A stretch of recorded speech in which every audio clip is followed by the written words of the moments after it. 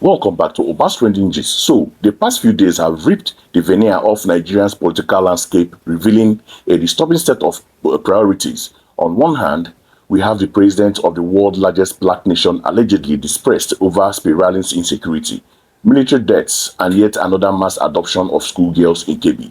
On the other hand, we have the main opposition party, the PDP, engaged a highly publicized, embarrassing street fight, complete with tear gas and police barricades. The question isn't if Nigeria has a crisis, it is who is prioritizing what. The conversation from Arise News speaks volumes about the early tragic disconnect. Let us take a watch and then I'll break down the truly critical issues we need to face. Take a watch. A number of stories before us today, Rufai and Dr. Abati. Rufai, start with you, of course.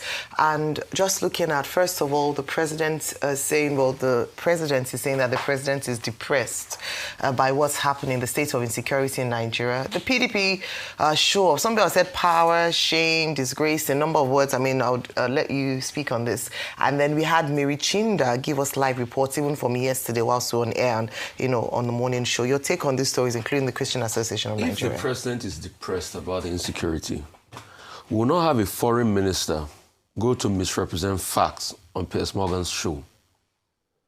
And I challenge his data. Say 177 Christians have been killed in the last 5 years. I challenge, where did he get the data from? Does he know the death toll in Yelwata? Does he know the Christmas killings death toll? If the president, Ayo, was feeling discontent and very sad, once that incident happened over the weekend, I don't think the vice president should have been in Kogi going to welcome new decampees. Also, if the president was very sad about General Uba, that great, victorious general that died fighting for this country, I don't think they should have been welcoming people. If the president was very sad, I don't think they should have been. Anyway, they've postponed the one in Taraba now. They should have been planning a welcome party for the Taraba state government at a time where people in the local government state still protested yesterday based on the killings of the thief.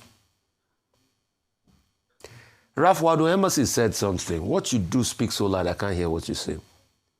But yes, President Tinubu, you are very sad about the killings. Then what are you going to do about it? President Tinubu, as sad as you are, I just have one word to say to you this morning. Please, can we investigate complicity in the Kebbi attack? Because we're so easy and quick to mock Madam Jonathan when she was crying, "There is God," about complicity.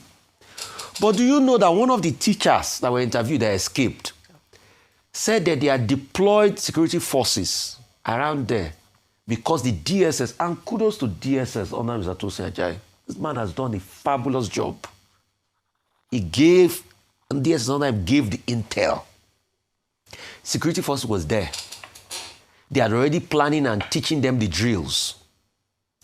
30 minutes before the attacks, all of a sudden, the security forces left. Who ordered them to leave?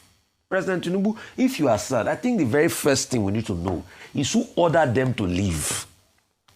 Who gave the order? 30 minutes after they left, the attack happened.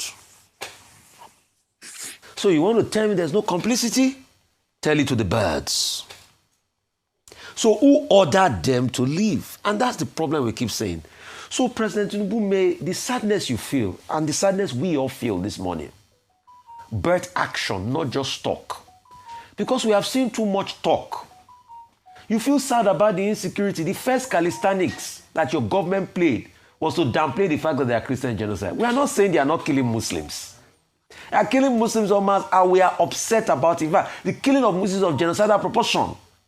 But there's Christian genocide, but the denialism is what is unforgivable. And people from your government, like Mr. Tuga and Co., and other people do it. I'm happy that Khan has reasserted what is happening.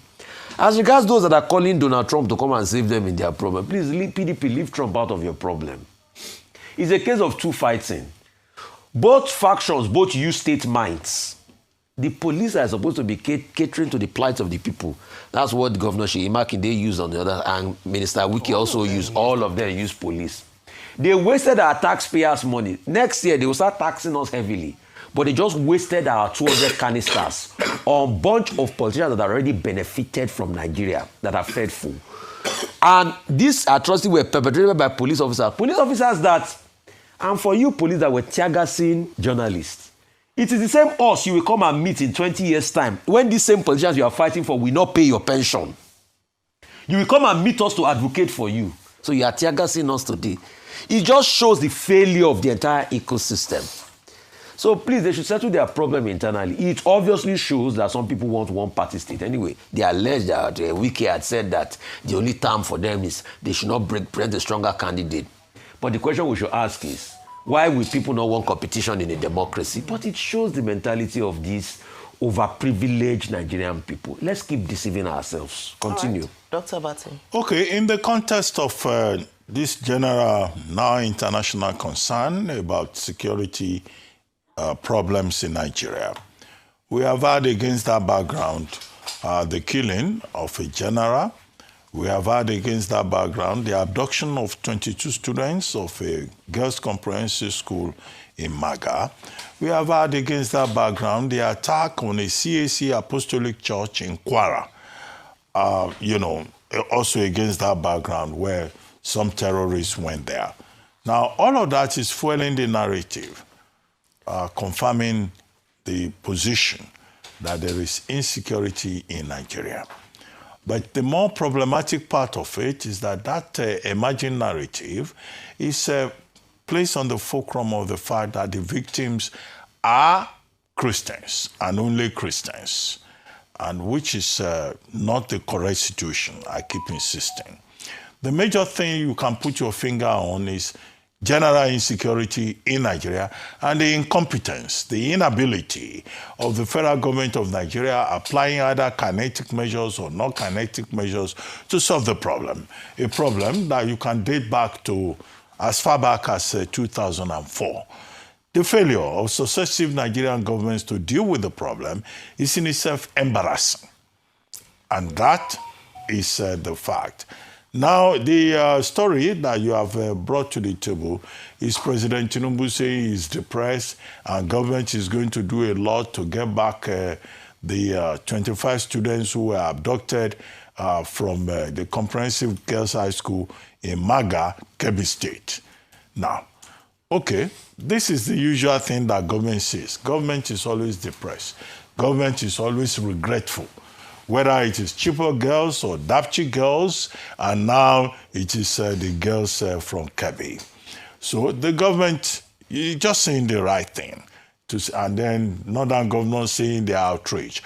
Both the federal government and the state government continues to, continue to disappoint the people, whether it's in Kebbi State or it's in Borno State or elsewhere in Nigeria. And that, I think, is the bigger problem that we have to address. However, the danger in it is that the international community that is not built up a narrative about Christian genocide will feed on it like worms to say whatever they want to say.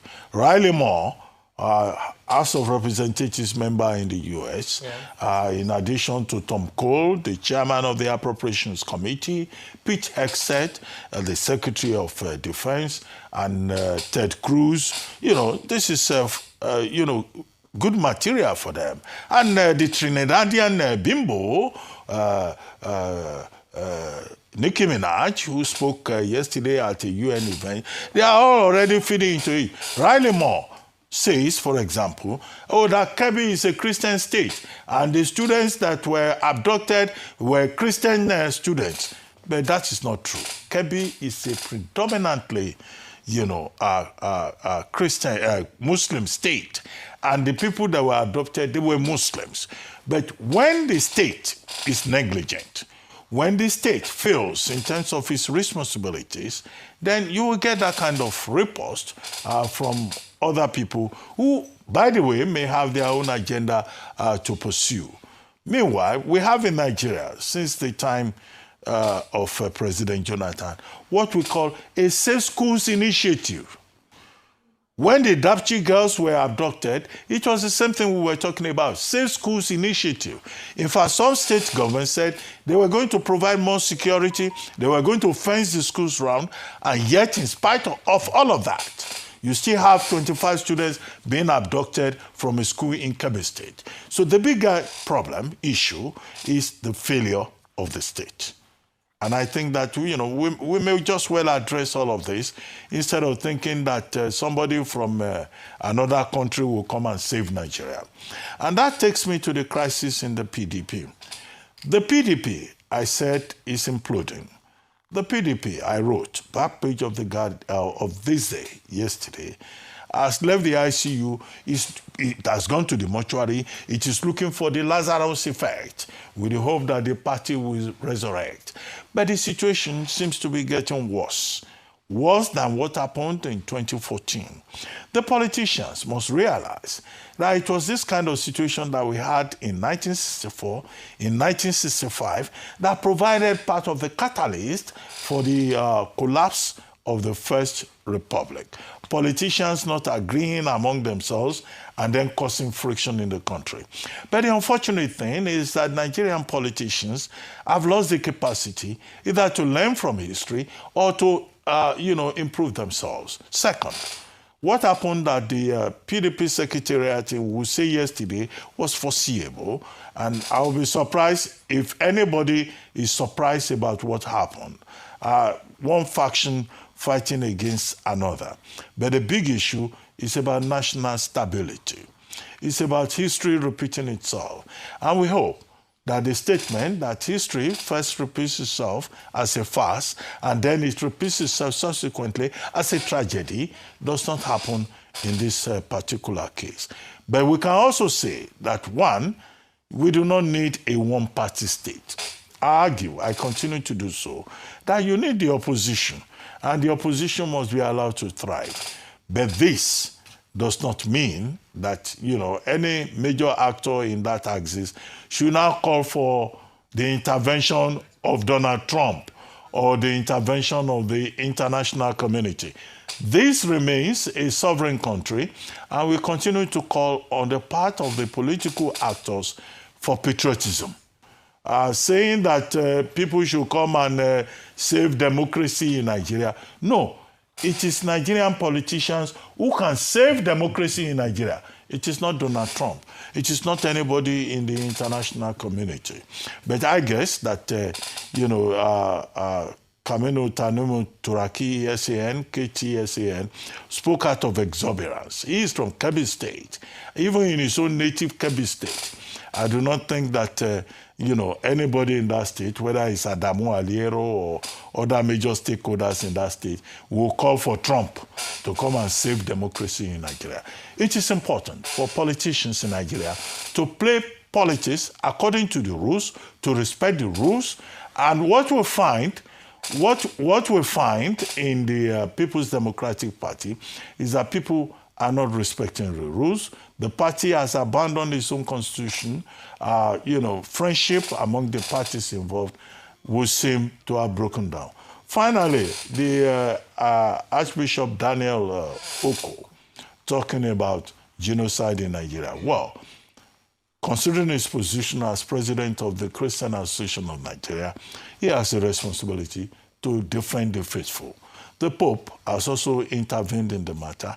Other parties have said Christians are being attacked in Nigeria. But the residual point is the position of the Nigerian government is that it is not just Christians that are being attacked. Muslims are being attacked also. Many of the commentators may not admit the complexity of the Nigerian situation, but the issue is that the Nigerian government has a responsibility to protect everyone, whether Christian, Muslim, or animist, and that we should not allow religion to divide the country, to make this country more problematic than it already is. That, in my view, is the point. All right, let me start off with the PDP. what happened at the PDP Secretariat yesterday. Some people have called it, we had it as a story, as Wahala in Wadata, PDP showdown, a number of things. But I think that a lot of people would agree that it was an unfortunate and unnecessary show of shame. And I believe that it is particularly disgraceful because these are our political leaders. The PDP is the main opposition party, and you can see a number of things as a fallout. We've talked a lot about the internal wranglings and the internal upset of the party in itself, PDP, the fate of the PDP, how strong an opposition it might be, the people working against the PDP. But I think what we see on the screen, if you see the fighting that's happened there, is something that we shouldn't be seeing at a time like this. Number one, it was very poor timing because, as Dr. Abati, you mentioned, the chairman, the alleged the chairman from the convention over the weekend of the PDP is from Kebbi State, where we have a serious matter of concern that 25 of our young girls, not animals, not plants, not inanimate objects, human beings, young girls of the future were kidnapped. And yet, because of the matter of politics, even as an opposition, I'm not sure they've been able to have enough time to present a response or a comment with regards to what's happening in Kebbi State. And that's quite sad. And it definitely shows where the priority of the political elite is, whereby it's about power grabbing, who's next, and who can dominate in terms of a powerful shame. Now, another part that really was concerning was the use of state resources for what was a political matter within a political party. We talk about how, first of all, we need more personnel in our security agents, especially with the police. And we see the policemen, they're trying to settle and bring people and peace and order, which is part of their responsibility. But if this didn't happen, then we wouldn't have a waste of resources, human and financial. And spot on, Rufai, I was just thinking of how much money it cost the taxpayers. I think until we as taxpayers recognize the fact that this is our money on display being wasted, because if you were your company, you ask for how money was being spent, where resources was wasted on such an activity as this, because grown men in a political party could not come to the table and act like adults. Beyond that as well, I believe when you come to the code of conduct of policemen, I was like, okay, so the police can actually use just tear gas to disperse a situation that threatens to break down law and order.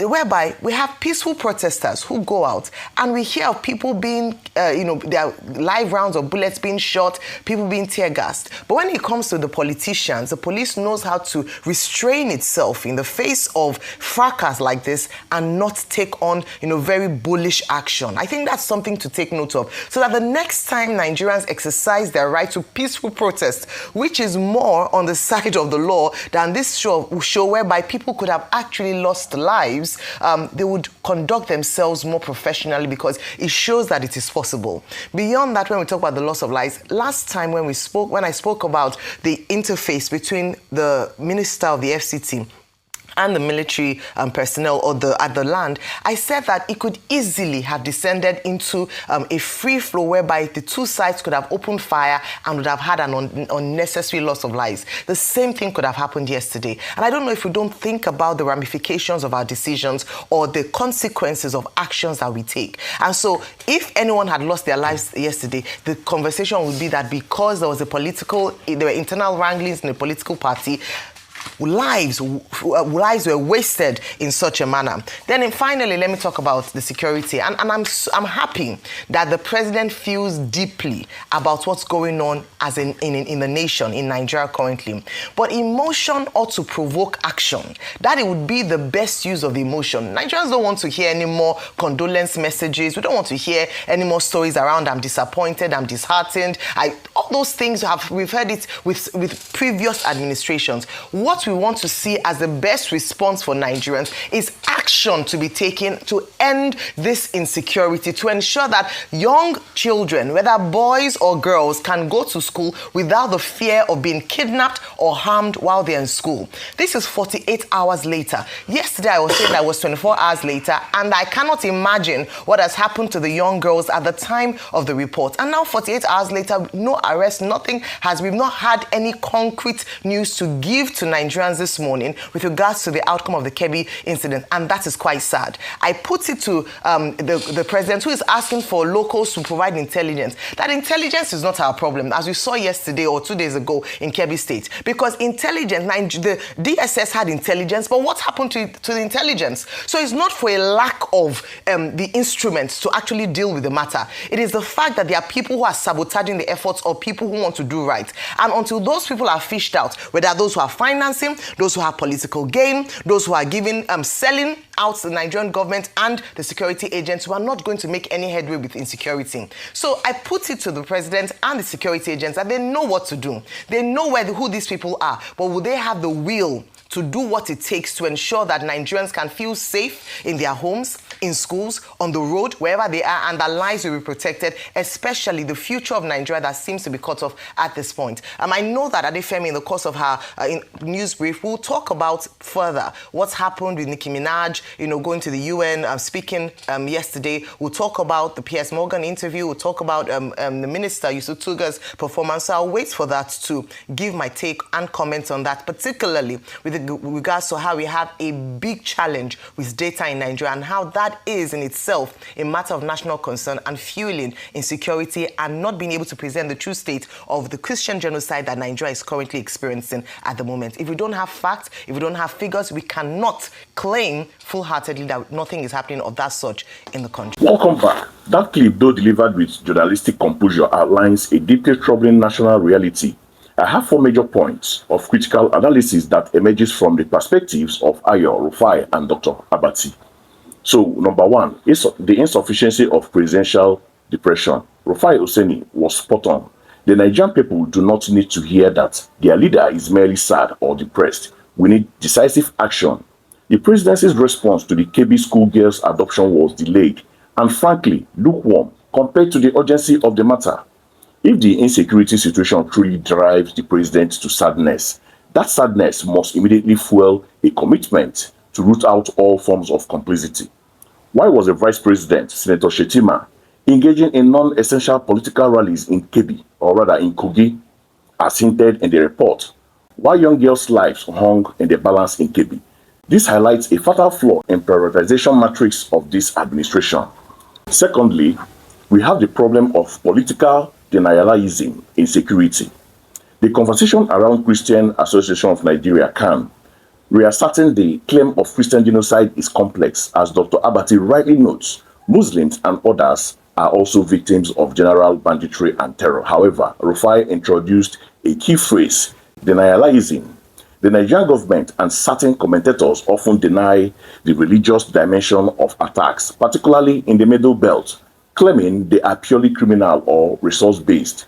This refusal to acknowledge targeted violence against specific groups prevents the government from formulating an appropriate and targeted security response until the government faces the full ugly complexities of the ethno-religious conflicts, including attacks specifically aimed at Christians. The solution will remain partial, ineffective, and based on false narrative.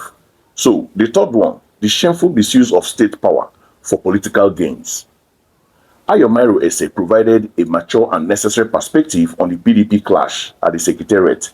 Imagine the scenario: governors and their factions using state security apparatus, police officers, tear gas, official resources to fight a trivial internal political battle.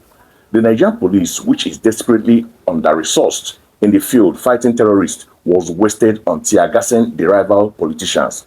As Ayo rightly asked, these are resources, human and financial, paid for by taxpayers. The police showed restraint here, no live bullets for the politicians. Yet this restraint is often absent when dealing with peaceful protest or civilian unrest. The PDP's action a monumental show of shame, proving that for the elites, the pursuit of power often eclipses the cries of the nation. Number 4, the complicity question in Kebbi. This is the most damning point raised by commentator. Rufai's revelation, citing reports from the scene that security forces deployed to Kebbi School were ordered to leave just 30 minutes before the bandits struck, is an explosive claim that demands immediate independent investigation. If this is true, The problem isn't lack of intelligence, as the DSS had intels. It is not a lack of boots on the ground. They were there. And it's not simply bandits' audacity. It points directly to high-level collusion and sabotage within the security architecture. President Tinubu, if you are truly saddened by the insecurity, the very first action must be to investigate who ordered the withdrawal of the security forces from Magadangu. Nigeria is currently battling a two-front war, one against insurgency and one against its self-serving political elites. We cannot afford to have politicians distracted by internal bickering or governments that mistake empty condolence for concrete action. The solutions are known. End the denialism around targeted killings, ensure accountability for security breaches, and redirect state resources away from political classes' comfort and towards the security of the citizens. Nigerians must demand that the political elites prioritize the lives of citizens over their personal power struggle. Until then, all the talks will remain just that, noise. This is my take. What are your thoughts on the unfolding political crisis and the security failures? Let me know in the comments below. Don't forget to like this video, subscribe to Oba's Trending Gist, and hit the notification bell so you don't miss out on our next deep dive. We'll see you next time.